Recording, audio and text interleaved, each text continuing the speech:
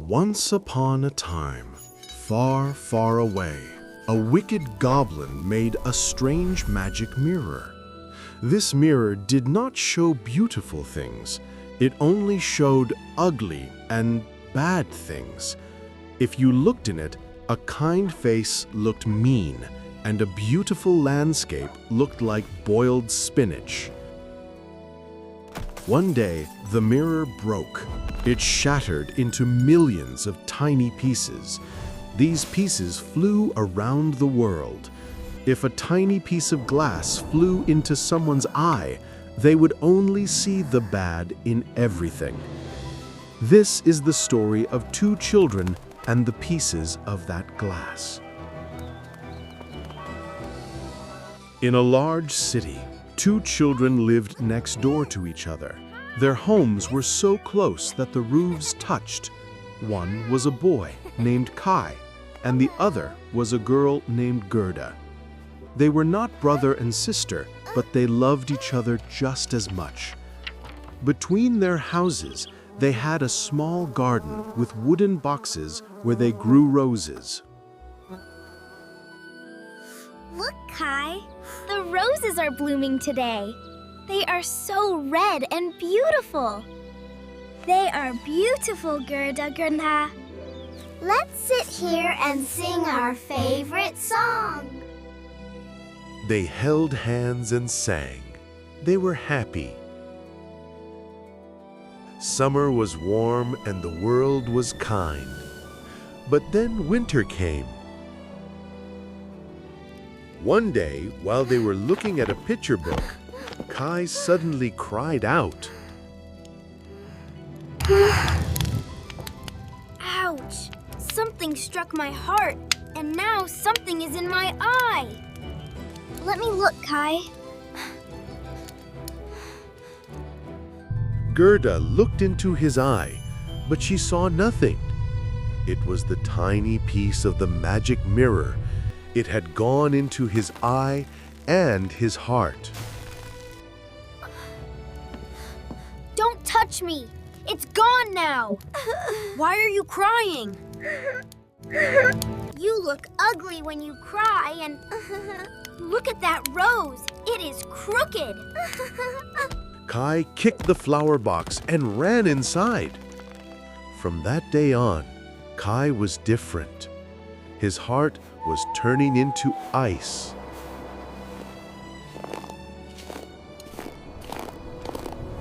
One snowy day, Kai took his sled to the big town square. Suddenly, a big, beautiful white sleigh arrived. It was pulled by white horses. The driver was a woman, tall and pale. She was the Snow Queen. Kai tied his little sled to her big sleigh just to be funny. But the big sleigh went faster and faster.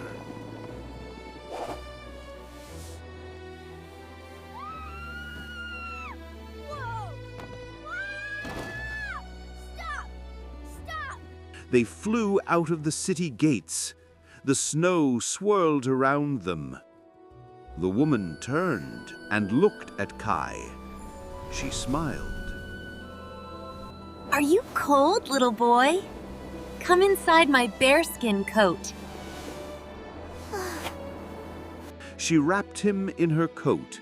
It felt like he was sinking into a snowdrift. She kissed his forehead. Her kiss was colder than ice. He stopped feeling cold. He stopped thinking about Gerda. Now, we fly to my palace.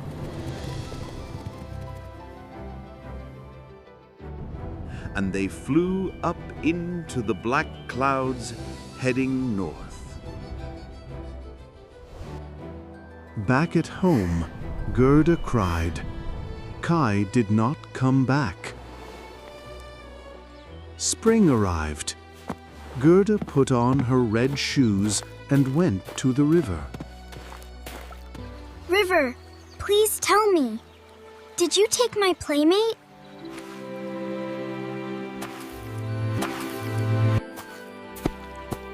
I will give you my red shoes if you tell me where Kai is. The river carried her boat far away. Eventually, she came to a beautiful garden with a little house with blue windows. An old woman lived there. She was a witch, but not a wicked witch. Oh, you poor little child. Come in. The old woman combed Gerda's hair. As she combed, Gerda forgot about Kai. She stayed in the magical garden where it was always summer. But one day, Gerda saw a rose painted on the old woman's hat. She remembered the roses at home. She remembered Kai.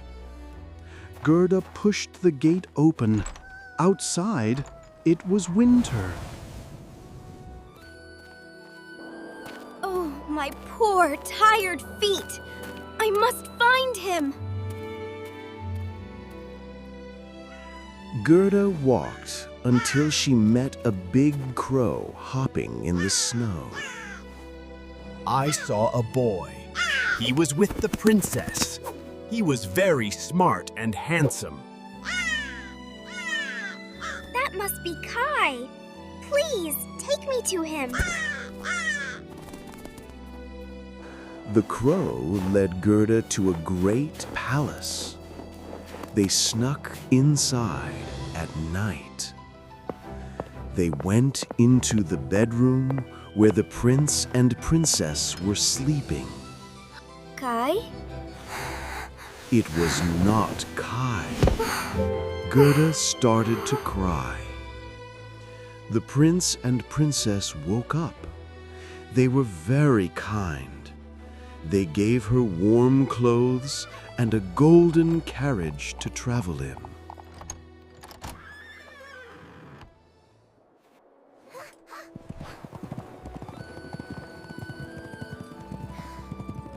The golden carriage shone too brightly deep inside the dark, shadowed forest. Fierce bandits suddenly jumped out from behind the large, shadowy trees. Then a fierce little robber girl jumped right inside the golden coach. Stop! She is mine! She will play with me! She took frightened Gerda all the way back to the spooky robber's castle. A magnificent reindeer stood there, tied tightly against the cold wall. Tell me your story, little princess. Gerda spoke of Kai while the wood pigeons cooed softly from above them. We saw the Snow Queen. She had a little boy on her sled. They went to Lapland. Yes, I know Lapland. It is the best place in the world. I want to keep you. But I see you love him. Run, reindeer! Take this girl to the Snow Queen's palace. Thank you, robber girl.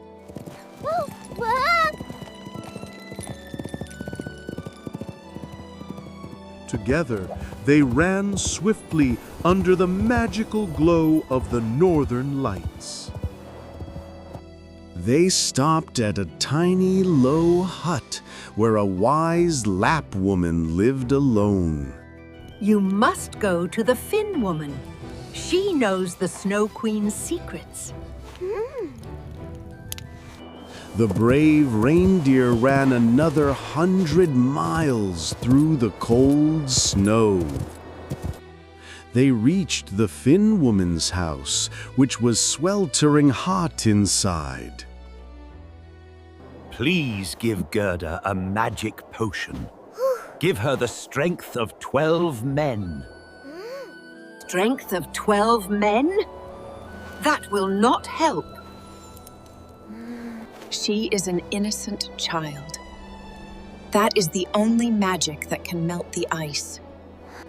The reindeer left Gerda in the snow, and now she was truly all alone. She walked toward the palace as snowflakes twisted into huge monsters. Gerda said a prayer, and her warm breath turned into bright little angels.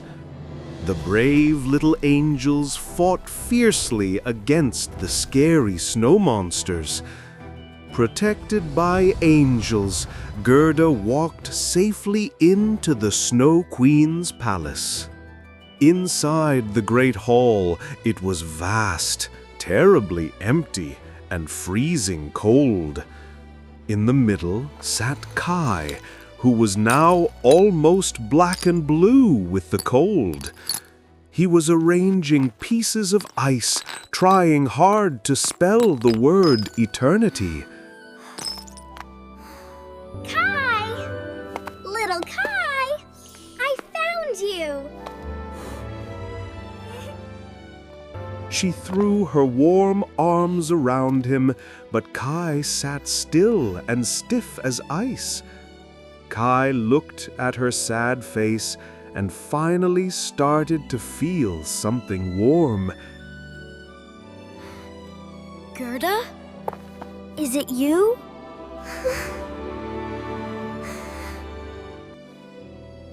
He hugged her back, and they were so happy that the ice pieces danced. When the dancing ice pieces settled, they formed the word eternity. The spell was broken at last, and Kai was finally free from the curse. Hand in hand, they walked joyfully out of the cold, icy palace together. Outside the icy castle, the faithful reindeer was waiting for them. They traveled far to the south, heading back toward their warm home. They arrived at the big city while the church bells were ringing. Together, they ran up the familiar stairs to their comfortable homes. Everything was in the same place, but something was strangely different. They had grown up during the journey and were not children anymore. They sat down in their little chairs as the roses were blooming red. It was summer, the warm and glorious summer they loved. The end.